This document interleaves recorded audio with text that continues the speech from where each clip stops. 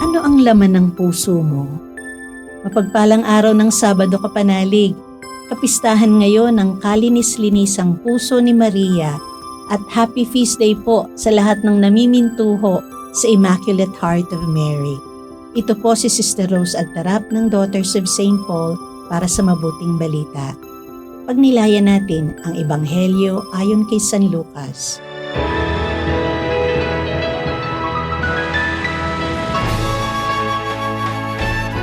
Pumupunta taon-taon sa Jerusalem ang mga magulang ni Jesus para sa piyesta ng Paskwa.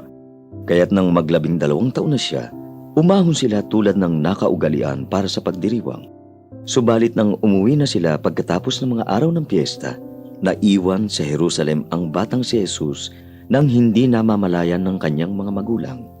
Sa pag-aakalang kasama siya ng iba pang mga kasamahan, maghapon silang nakipaglakbay at noon nila hinanap ang bata sa mga kamag-anakan nila, mga kakilala. Nang hindi nila siya matagpuan, bumalik sila sa Jerusalem sa paghahanap sa kanya. At sa ikatlong araw, natagpuan nila siya sa templo, nakaupong kasama ng mga guro at nakikinig at nagtatanong sa kanila. At namangha sa kanyang talino at mga sagot ang mga nakarinig sa kanya. Nagulat ang kanyang mga magulang pagkakita sa kanya at sinabi sa kanya ng kanyang ina, Anak, bakit mo naman ito ginawa sa amin? Nagdusa nga ang iyong ama at ako habang hinahanap ka namin. Ngunit sinabi niya sa kanila, At bakit niyo ako hinahanap? Di ba niyo alam na dapat nasa bahay ako ng aking ama? pero hindi nila naintindihan ang sinabi niya sa kanila. Kaya bumaba siyang kasama nila pa Nazaret at patuloy siya sa pagiging masunurin sa kanila. Iningatan naman ng kanyang ina ang lahat ng ito sa kanyang puso.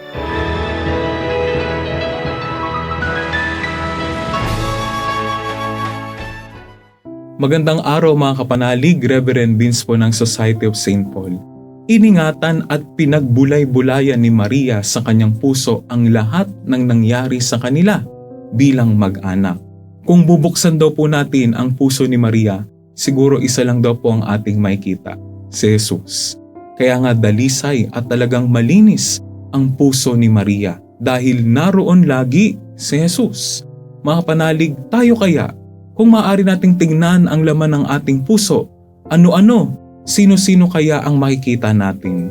Maraming magagandang bagay o tao ang maaari nating masabi. Pero ang nakakalungkot po ay marami din sa atin na ang iniingatan sa puso ay sama ng loob, galit, hinanakit, poot. Pag yan po ang iniingatan natin, wala dyan si Jesus. Kaya't kung hindi malinis, marumi, ano ang aabuti natin? Sakit. Sana po matularan natin si Maria. Pwede rin naman siyang magkimkim ng hinanakit sa puso sa kabila po ng lahat ng nangyari sa kanila bilang mag-anak. Pero mas pinili po niyang sundin ang kalooban ng Ama. Mas pinipili niya si Jesus na maging laman ng kanyang puso. At kung laging nasa puso natin si Jesus, tiyak na hindi tayo pababayaan ng Diyos. At patuloy natin siyang kasama at tayo'y kanyang pagpapalain. Amen. Mga kapanalig, maraming salamat po sa inyong suporta sa aming misyon. Subscribe, like, share, and follow Paulines sa aming social media accounts. Patuloy po kaming ng inyong tulong upang maipagpatuloy ang programang ito. Maaari po ninyong ipadala ang inyong love offerings at donasyon sa aming donations channels. Makakaasa po kayo na kasamang lagi ang inyong mga intensyon at kahilingan sa aming panalangin araw-araw. Ito pong muli si Sister Rose na nag-aanyaya sa inyong manalangin. Panginoon, maraming salamat po sa kaloob mong panibagong araw para mahalin ka at ang aming kapwa.